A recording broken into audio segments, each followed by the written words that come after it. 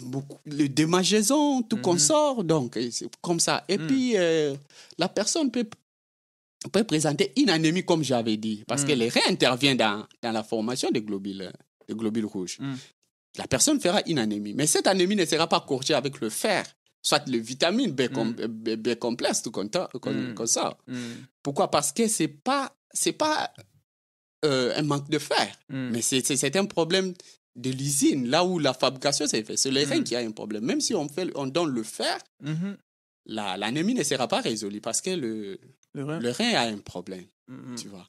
Et puis, un bon développement chez l'enfant, tu vois, parce que les reins interviennent au métabolisme et du calcium, tu vois. Yeah. Donc, ça, c'est du point de vue clinique. C'est-à-dire, quel que soit aigu, quel que soit chronique, vous aurez le même signe.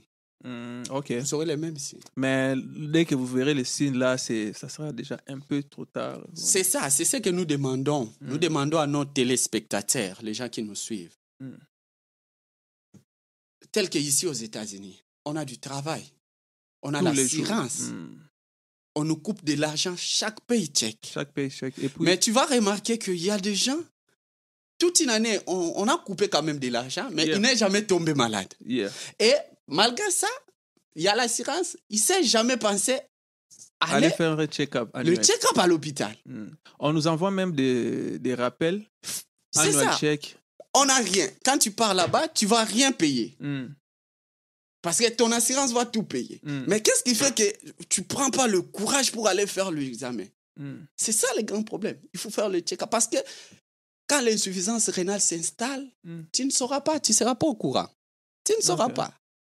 Alors, si la détection est précoce, tu verras que le résultat sera aussi favorable. Mais si c'est au stade terminal, c'est compliqué. Très, très compliqué. Ok, docteur, on va maintenant parler d'un point là où vous avez évoqué la consommation des médicaments. Vous avez dit, parmi les causes des insuffisances rénales, il y a aussi les médicaments. Comment vous appelez ça? Le médicament moderne et le médicament traditionnel. Comment ça fonctionne? Comment ça arrive? Ok, donc tu vois, le médicament, quel qu'il soit d'abord moderne et traditionnel, nous dirons que moderne, c'est que nous achetons dans des pharmacies. Les pharmacies. Est plus toxique que traditionnel. Premièrement, la nuance. Le médicament que nous prenons, que nous achetons, c'est plus toxique que le médicament traditionnel. Mais apparemment, c'est que nous voyons... Attends, je vais terminer. Je vais terminer. Tu vois, nous qui faisons la médecine moderne, nous disons pas que la médecine traditionnelle est mauvaise. Non. Mais tu verras que le problème se pose. Moi, quand j'étais à la faculté, j'ai pris un cours là que nous appelons la médecine traditionnelle. Donc, moi, on m'a appris... Il y a un cours pour ça à la faculté de médecine. On m'a appris les mbassou. On m'a appris les sangas, tout qu'on sort. On a appris ça. C'est quoi existe ici? Je ne sais pas ici s'il y en a parce que j'ai pas de... Mais chez nous, en Afrique, il y en a. Nous avons le cours là, la médecine traditionnelle. Il y en a. Mais le problème qui arrive, c'est le problème du dosage. Tu vois, la médecine moderne, si on prenait ça comme la médecine traditionnelle, Batubakoufa. Chaque jour. Moderne, il y a une dose bien établie. Donc, on sait que Elokoyo, quand tu prends ça à une dose comme ça, ça devient toxique. Voilà la dose recommandée. Mais pourquoi dans le cours là, on ne donne pas ce qu'il faut doser dans la tradition? Nous, on prend la connaissance sur la médecine traditionnelle, mais nous, on ne traite pas traditionnellement, mais on peut référer quand même. Parce que toutes les molécules modernes proviennent à la majorité de plantes, non? Voilà. Mais le problème, c'est le problème du dosage. Il y a des thérapeutes. Les gens qui ont étudié qui prescrivent la médecine, le médicament traditionnel avec des doses. Avec une dose bien établie. Ça ne pose pas de problème. OK. Donc, je vais te faire un exemple. Quand j'étais encore étudiant, un jour, je revenais de l'université. Sur les rues, je marchais plutôt, je trouve une foule de gens là, entourer une personne. Mais la personne là démontrait, je te dis, mon cher Alex, elle a démontré niveau mon même si tu n'es pas dans la faculté, tu ne sauras pas que Mouto, donc niveau azo kende c'est compliqué. Qu'est-ce qu'il a pris? Il prend sur le sol, il fait un trou, il fait des trous, il met des papiers plastiques dans le trou, il met de l'eau. Dans tous les deux trous. Maintenant, il met le médicament traditionnel dans un trou et dans l'autre trou, il met le médicament moderne. OK? Il met de l'eau. Ici, il met aussi de l'eau. Il dilue ça. Yeah. Maintenant, qu'est-ce qu'il fait? Il prend le ver de terre. Le ver de terre en vie. Il met là où il avait mis le médicament moderne. Et il met le ver de terre là où il avait mis le médicament traditionnel. Il est en train de démontrer. Et après quelques minutes, le ver de terre qui était là où il y avait le médicament traditionnel était décédé. Okay. Mais là où il y avait le médicament moderne, le ver de terre, on a pas bougé. Il dit, voilà, vous voyez que nos médicaments traditionnels sont efficaces par rapport aux médicaments modernes. Vous voyez le ver de terre. Il démontrait, mon cher Alex, il démontrait. Alors, moi, j'étais intéressé. Là, j'étais encore en premier doctorat. J'ai dit, non, je dois quand même voir ce qui se passe ici. J'arrive et il commence à expliquer. Les gens, maintenant, commençaient à croire à lui. Tu vois, il fait une démonstration devant les ignorants. Alors, moi, c'est retrouvé. Il dit, c'est qui son problème, c'est de vendre. C'est de vendre, ouais. Alors, j'ai dit, non, je ne peux pas laisser cette population comme ça. J'ai dit, papa, est-ce que je peux te poser une question? Il dit, vas-y. C'est quoi, prêtre à ce moment-là? Il dit, vas-y. J'ai dit, est-ce que tu peux savoir ce qu'on appelle le principe actif des médicaments? Il me regarde. Il dit, tu sais le comprimé que nous voyons? Ce n'est pas les médicaments. Les médicaments, c'est ce qui est dans le comprimé. C'est le principe actif. Tu dois savoir que le principe actif qu'on met dans le médicament est destiné pour tuer un ver intestinal bien spécifique. C'est-à-dire, on met principe actif que yo au continent qui va tuer Alex. C'est-à-dire, ces principes actifs, si ça rencontre Nelson, ça ne va pas me tuer. Parce que ce n'est pas destiné à moi. Tu comprends, non? Yeah. C'est ce qu'on appelle le principe actif des médicaments. Mais toi, dans le médicament moderne, il y a un principe actif destiné pour tuer, prenons par exemple, ankylostom. Et il avait mis, je pense, des caries comme ça. Okay. Je dis, mais le principe actif est de tuer ankylostom, de tuer le ver intestinal. Mais quand ça rencontre le ver de terre, ça ne peut pas tuer le ver de terre parce que le principe actif n'est pas dirigé pour le ver de terre. Mais pourquoi tu veux troubler la morale des gens comme ça? Maintenant, la population commençait à me regarder. Oh, il a raison. J'ai dit, mais c'est pas normal. Donc, pour toi, ce que tu as mis, c'est juste, il n'y a pas la dose et c'est du poison. C'est pourquoi ça a neutralisé même le ver de terre. Donc, dès que ça entre dans l'organisme, ça va bousiller parce qu'il n'y a pas la dose. Il n'y a pas la dose plutôt. Donc, il ne faut pas s'aimer de confusion dans la... Tu vois, c'est ce qui arrive avec la médecine traditionnelle. Les gens veulent exagérer pour avoir de l'argent. Mais la réalité n'est pas ça. Tu vois? Mais le médicament traditionnel n'est pas mauvais. N'est pas mauvais. C'est juste la dose qui n'est pas ajustée. Les gens prennent ça en désordre. Donc, si le médicament moderne, on prenait ça comme le médicament traditionnel, mon cher, nos reins seront bousillés. Ouais, ça ne devrait pas être normal. Maintenant, qu'est-ce qui arrive? Quand tu prends le médicament à une dose toxique, OK? Les médicaments vont arriver au niveau du rein. Le rein a une structure là que nous appelons l'unité fonctionnelle du rein. C'est le néphron. Alors, le néphron, là, a une partie que nous appelons corpuscule rénal, là où il y a le tamis, il y a le glomérule qui est là où la filtration se passe. Yeah. Et il y a une suite là que nous appelons le tubule, qui est subdivisé à 4 parties. Tube contourné proximal, lance des Henle, tube contourné distal et puis tube collecteur.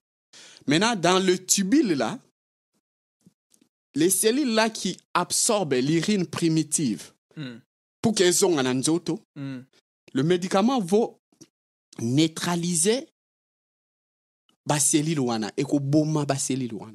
Alors, donc, le médicament va causer ce que nous appelons la nécrose tubulaire. Cela veut dire. La nécrose tubulaire, c'est-à-dire que nécrose veut dire que y a des cellules. Les cellules tubulaires sont koufi. Rien moyen ça la sous moussala na bien. Exact.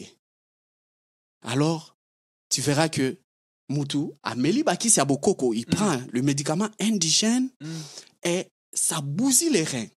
Surtout, tu vois, nos médicaments indigènes, surtout nous les jeunes d'aujourd'hui. Nous les jeunes d'aujourd'hui, nous aimons prendre le médicament. Yeah, bah, médicament indigène, c'est qu'on prend pour des aphrodisiaques. Tu sais, regarde, tu vois l'exagération de la médecine traditionnelle. Tu as un médicament, mais on te dit que ce médicament traite tout. All in one. Oui, il y a des médicaments polyvalents, il y en a. Mais un médicament polyvalent de ça traite tout. L'hypertension, insuffisance cardiaque, insuffisance rénale, impuissance sexuelle, hémorroïdes. Ah, ça, quel principe actif, quel mécanisme, ça traite tout ça. Tu vois. Alors, nous prenons ça en désordre. Alors, nous oublions que les reins ont une importance délicate. Si tu vois la délicatesse du rein, mon cher, nous ne pouvons pas exagérer. Donc, les médicaments que nous prenons, nous devons être sûrs. Parce que le rein est exposé. Pourquoi le rein d'abord est exposé? Parce que sur 100% du débit cardiaque, makila oyo mute me bois kaka, pour qu'il y ait la périphérie. 20 à 25% et qu'il n'y a rien. Va au niveau du rein. C'est ce qui fait que le rein reçoit une bonne quantité de médicaments. Okay. Tu vois? Le rein, c'est un organe qui élimine les déchets, qui élimine. Donc, c'est-à-dire le métabolisme de médicaments, les métaboliques, les déchets de médicaments doivent passer par les reins. Okay. C'est pourquoi les reins sont trop exposés. Trop exposés. Malgré d'autres organes, presque le foie, prenons par exemple l'estomac, c'est trop exposé, mais la néphrotoxicité liée aux médicaments, les reins, c'est compliqué avec les reins. Nous devons protéger notre rein. Donc, à nos téléspectateurs, je prends quand même cette opportunité que mon cher Alex m'a donnée. N'amusons pas avec nos reins. Le rein a une fonction très idéale. C'est un organe délicat. La délicatesse rénale, si c'est perdu, c'est fini. Prenons soin de nos reins. Les reins est très, très important. Quand vous voyez la fonction rénale, c'est qu'on a détaillé. Si c'est bousillé, c'est fini. La vie est partie. Donc, nous devons vraiment prendre soin de nos reins. Ne buvons pas en désordre. Ne buvons pas le médicament en désordre. Même les médicaments modernes, les anti-inflammatoires. Tu vois les anti-inflammatoires tels que les diclofénac, les ibuprofènes. Yeah, mais en parlant même de ça, ici on a, je ne sais pas si vous connaissez cette tendance-là, quand une personne vient du pays, de l'Afrique, on a tendance à appeler, mémélanga antibiotiques, amoxicilline, des trucs pareils. Et il y a des gens maintenant qui amènent ça en cachette, il dit non, voilà les antibiotiques ici, j'ai des démangeaisons et tout, sans consulter les médecins. Les gens prennent ça, ils ont ça, dès qu'ils ressentent quelque chose comme ça, ils prennent ça à la maison sans prescription. Ouais. C'est ça, c'est ce que nous appelons vente libre. La vente libre des médicaments, c'est très dangereux. Tu vois? C'est pourquoi ici, ils ont essayé de mettre quelques médicaments en vente libre et d'autres médicaments que tu dois avoir seulement la prescription médicale d'un médecin pour être en possession de ça. Pourquoi? Parce qu'ils savent que la toxicité du médicament, c'est compliqué. Donc, nous, on ne peut pas badiner avec les médicaments.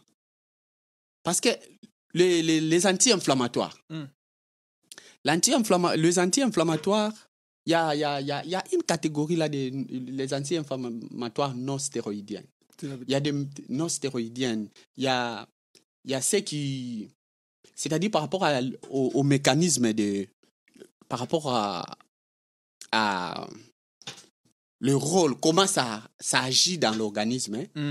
Donc, quand il y a une inflammation, c'est-à-dire les cellules de l'organisme sont détruites. Alors, dans les cellules, on a des lipoprotéines. Les lipoprotéines, là, quand c'est détruit, ça produit un acide que nous appelons l'acide arachidonique. Cet acide-là, maintenant, va faire quoi? L'acide-là produit maintenant les médiateurs inflammatoires, d'autres médiateurs inflammatoires qui vont accélérer l'inflammation, qui produit l'inflammation, et d'autres qui sont des anti-inflammatoires. Alors, le médicament là, il y a le mécanisme, ça bloque maintenant les enzymes, les cyclooxygénases, quelques enzymes qui dégradent maintenant ces produits-là. Et comme alors, maintenant, quand ça bloque ces enzymes-là, il n'y a pas production de médiateurs inflammatoires. Donc, il y a les sélectifs et non sélectifs parce qu'on a les COX-1, donc cyclooxygénase, une enzyme 1 et une enzyme D. Alors, il y a sélectif qui bloque peut-être seulement 1, qui bloque peut-être seulement D. Il y a non sélectif qui bloque les D pour qu'on n'ait pas les médiateurs inflammatoires. Alors, si ça bloque comme ça, au moment où cette enzyme-là, la cyclooxygénase telle que D, a un rôle à jouer au niveau du rein. Parce que ça intervient dans la réhabilitation, soit le modélage, soit le développement du cortex rénal. Alors, quand ça bloque, les anti-inflammatoires bloquent ça, le rein aura un problème. Parce que ça ne va pas agir au niveau rénal. Tu vois, tu prends les médicaments inflammatoires non stéroïdiens, beaucoup, ça fait ce rôle-là. Oh, le rein est exposé. Il y a même des antibiotiques qui entraînent la nécrose tubulaire. C'est la vedette. Nécrose tubulaire, c'est ce que j'ai expliqué en cas de médicaments traditionnels. Okay. Donc, ça détruit les reins. Tel que les quinolones, une catégorie de médicaments, des antibiotiques. Ça détruit les reins. Donc, c'est très important de voir d'abord un médecin. Ouais, de connaître votre corps, votre système avant de prescrire. C'est ça, avant yeah. Parce qu'avant de prescrire un antibiotique, un anti-inflammatoire, si la dose sera, prenons par exemple, longue, donc on doit savoir la fonction rénale. OK. Comment est-ce que le rein va éliminer les métabolites de ces médicaments? Donc, c'est très, très, très important. C'est très important. Alors, parlons du traitement et puis on va parler de la prévention. Une personne qui est déjà malade, parce que quand on a détecté, on a trouvé que 50% est déjà parti. Qu'est-ce que cette personne-là peut faire? Qu'est-ce qu'elle peut espérer parce qu'il est maintenant malade? Comment ça se passe, les traitements à ces niveaux-là jusqu'à ce que... Ouais, si l'insuffisance était aiguë, je t'ai dit que le traitement, on pourra traiter ça. Si c'est lié à la déshydratation, on va réhydrater. Si c'est au paludisme, on doit quand même donner les antipallidaires, traiter la maladie qui a causé cette insuffisance. Là, il peut guérir et tout. Il guérit. C'est l'insuffisance rénale. Tu vois, quelqu'un a fait une insuffisance rénale une semaine à Biki. Ah. Tu vois? Et puis, on peut facilement récupérer ses reins. Mais une insuffisance chronique, par rapport à cette insuffisance aiguë, tu vois, prenons par exemple le cas où un accidenté, là, quelqu'un qui fait un accident, alors, Missune Panzani, broyer le muscle, c'est broyer. Il peut facilement faire une insuffisance rénale aiguë. Pourquoi? La rhabdomyolyse, c'est-à-dire destruction, il y a des protéines qui arrivent au niveau du rein et puis ça bouche les reins. Donc, prenons par exemple le mutasale accident. À Mwangani Bongo, donc Misune Panzani, le muscle c'est vraiment déchiré. Yeah. Et il saigne. Quand il saigne, ça va entraîner une hypovolémie. Et que le muscle qui est détruit là, ça envoie encore les histoires au niveau du rein. Tu vois? Donc, le crash syndrome, nous appelons ça, crash syndrome. C'est-à-dire, les reins. Aza bouché na ba protéine ya misuni oyekei bouché ango koto azo saigner hypovolémie donc et aggravé. Donc tu vois que si quelqu'un a connu un accident, il faut être trop prudent avec lui, les histoires comme ça, tu vois. Donc les traitements, premièrement, je dirais l'insuffisance rénale est fréquente, mais les traitements, c'est 5 à 10% des insuffisants rénaux qui est le traitement. Pourquoi? Parce que le traitement coûte cher. Donc, les 90% là, majorité meurt sans toutefois avoir le traitement. Parce que le traitement de l'insuffisance rénale coûte trop cher. Maintenant, donc, quand une personne a détecté une insuffisance rénale, dans les 100%, il y a les 10% et tout. Donc, une personne, c'est pas pour faire peur, mais une personne a plus de chances de mourir même. Bien sûr, quand tu as une insuffisance rénale chronique au stade terminal, on a seulement 2 traitements. C'est la dialyse et puis la transplantation. Donc, soit on remplace un rein, soit tu passes dans des séances de dialyse. Maintenant, qu'est-ce qui se passe au niveau de dialyse? Parce que là, déjà, vous parlez déjà du traitement. Ouais. Donc, la dialyse, c'est-à-dire, nous devons chercher un appareil qui doit jouer le rôle du rein en dehors de votre corps. C'est-à-dire, tu vas commencer chaque semaine, prenons par exemple, tu pars dans un office médical, on prélève tes sangs, c'est-à-dire les sangs entrent dans une machine, la machine purifie, enlève les toxiques et ça retourne le sang dans l'organisme. Alors, tu dois faire les séances par semaine, prenons par exemple, ça coûte $500, tel que chez nous, chaque semaine. Alors, le coût là, comment est-ce que tu feras dans la vie? Chaque semaine, tu payes $500 pour le dialyse. Pour la dialyse, pour que tu vis bien. Mon cher, l'insuffisance rénale, je pense, il y a des gens qui ont vécu ça dans des familles. Ils connaissent la souffrance. Si quelqu'un a une insuffisance rénale terminale, il connaît la souffrance. C'est trop dire. Yeah. Chaque semaine, on doit faire sortir les sangs, purifier, rentrer. C'est ce que nous appelons l'hémodialyse. Il y a même la dialyse péritonéale. Donc, on va mettre un étoffe dans l'abdomen, au niveau du péritoine, qui commence à aspirer les déchets, tout qu'on sort. C'est pas facile. L'hémodialyse, chaque semaine, la famille a qui l'argent? $500 chaque semaine. $500 chaque semaine. Bon, tu vas te retrouver comment? Donc, si tu vois bien, mieux vaut prévenir que guérir. Parce que pourquoi tu chercheras à prendre les médicaments traditionnels pour une cause qui est peut-être, qui n'est pas grave? Tu peux vivre avec ça, qui est de prendre beaucoup de médicaments, abîmer tes reins pour que les traitements deviennent difficiles. Tu vois? C'est pas facile. Prenons par exemple le traitement lié à la transplantation. Premièrement, il faut chercher d'abord un sujet compatible avec toi pour que to kabola rein moko. Il faut nous autres na yope eni marin wana. Compatibilité. La compatibilité doit... Peut-être la personne, vous ne trouvez pas la personne. Donc, la transplantation aussi, ce n'est pas facile. Et alors, prenons par exemple chez nous au Congo. La transplantation. Tu vois combien de fois c'est encore. Donc, les préférences, protéger nos reins. Protéger le rein. Que d'arriver dans ce stade-là. Yeah, avant d'entrer dans des conseils et tout, mais nous voyons aussi l'achat des reins.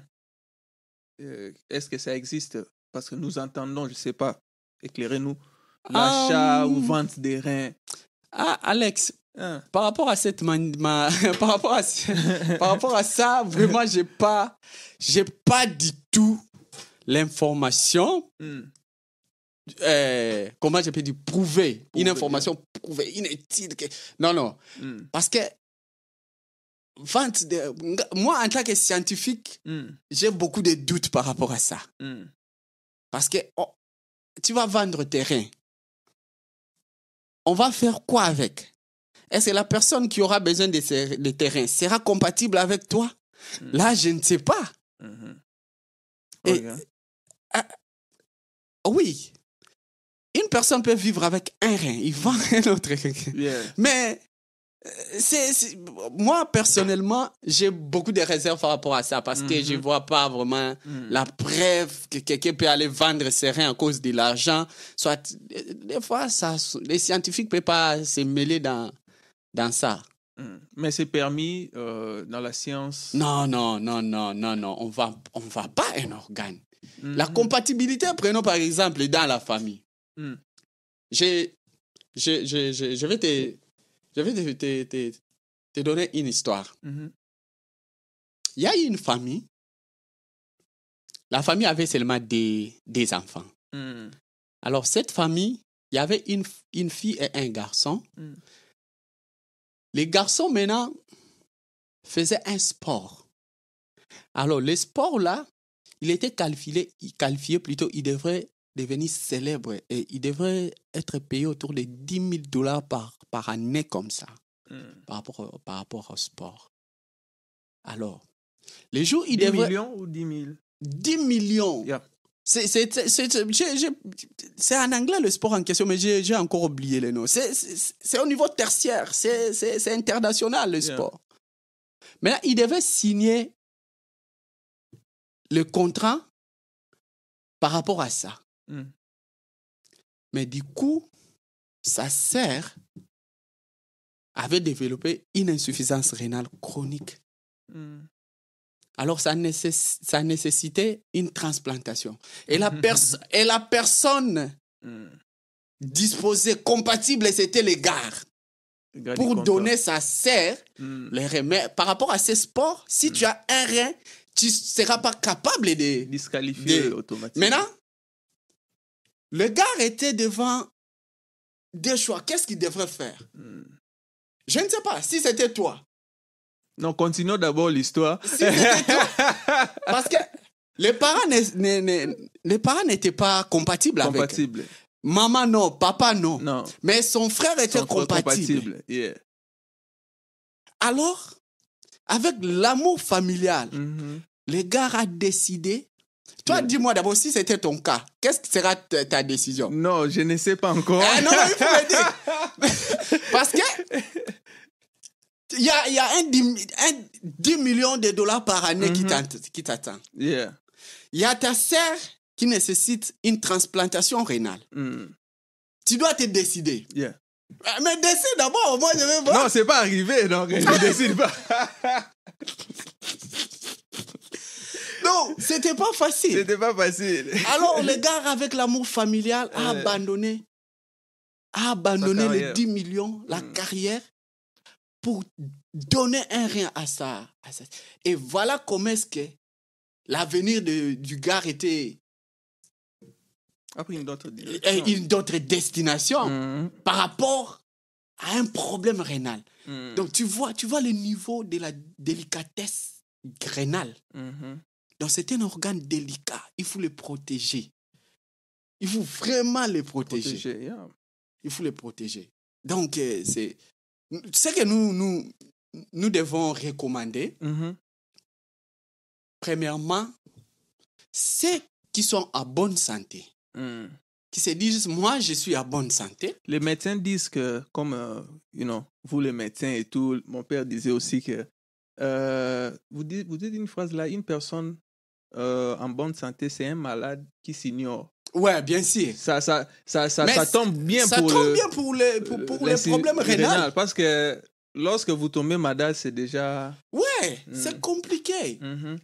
Tu vois? Donc, les personnes saines, doivent de temps en temps être en forme et actifs. Ça, c'est la recommandation que nous proposons. C'est-à-dire en forme et actif, ils doivent faire les exercices physiques. OK. Il faut être actif, faire les exercices physiques qui doivent intervenir parce que quand tu es actif, tu fais les exercices physiques. Cela va t'épargner avec le diabète, avec l'hypertension artérielle, car ce sont des pathologies phares à l'insuffisance rénale.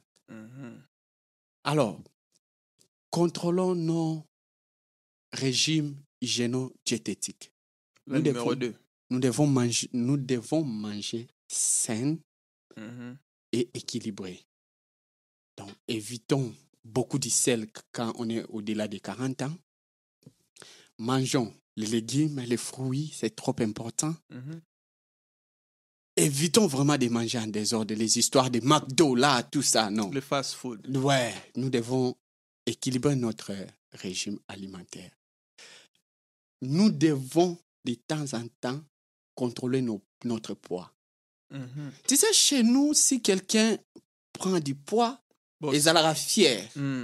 Mais tu remarques que les Américains, quand tu dis que tu as grossi, c'est une injure pour eux. Hein? Tu dois chercher un terme que tu dois utiliser.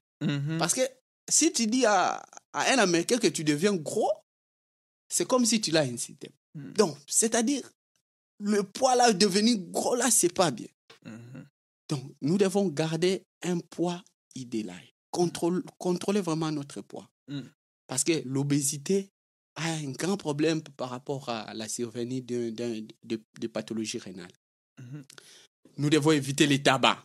Les gens qui aiment fumer les tabacs et ses dérivés. Ça a un grand problème avec les reins. Donc, ils sont déjà exposés aussi. Ouais, c'est pas bien. Le tabac, c'est pas bien. C'est pas bien. Et nous devons boire beaucoup d'eau. Nous devons boire beaucoup d'eau. Normalement, on doit boire autour de 2 litres par jour. 2 litres par jour? Oui, on doit boire autour de 2 litres par jour. Mais on essaiera qu'elle est remplie d'eau, là. Non. Ça, c'est-à-dire, quand je parle de la boisson, c'est-à-dire du jus, de l'eau, ma soupe au tomelaka, le liquide là. Tout ça, ça compte. Ça compte, donc aux environs, il y a 2 litres. OK. Donc, tu peux aller même à 3 litres et ce n'est pas un problème. Il faut boire beaucoup d'eau. Ça doit t'épargner avec des maladies rénales. Boire beaucoup d'eau. C'est trop important. Il faut boire de l'eau. Il ne faut pas chercher seulement nzote senga. Tu as soif. Parce que tu dois savoir, les reins déclenchent la soif. C'est-à-dire, quand tu as soif, et là, ça que maï nzote diminué. Rien tellement y a équilibre à maï. Mais non, d'où il va déclencher le mécanisme envoyé de médiateurs qui vont arriver au niveau du cerveau, au niveau de l'hypothalamus, pour que elobanayo que papa mais ya mai. Tu comprends, non? C'est-à-dire, ce qu'on a soif, c'est-à-dire, il y a un problème, il y a mai diminué dans d'autres, il faut un peu là. Alors, c'est pas qu'il faut zéla kakako yo quand tu trouves que t'as pas bu, tu dois quand même boire de l'eau.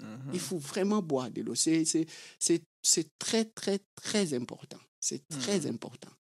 Et puis, la dernière recommandation, c'est le check-up. Nos téléspectateurs doivent chercher à aller à l'hôpital. Ça sera même idéal sur le commentaire qu'on lit un commentaire qui dit que pendant que j'ai suivi votre entretien, je suis parti à l'hôpital pour demander les examens de reins. Mais vous-même, au niveau de l'hôpital, vous les demandez en cas de... Ouais. Mais prenons par exemple, normalement, c'est recommandé chaque année, tu fais le bilan rénal une fois. Mais tu peux te retrouver, il y a même nos téléspectateurs qui ont fait 5 ans sans toutefois aller à l'hôpital. Mais ils ont des assurances. Oh, Bakatarambongo. Les assurances là, ça pas bongo. Pourquoi pas aller faire les check-up? Allez utiliser tu vas utiliser cet argent-là. Allez, il faut savoir l'état de vos reins. C'est trop important.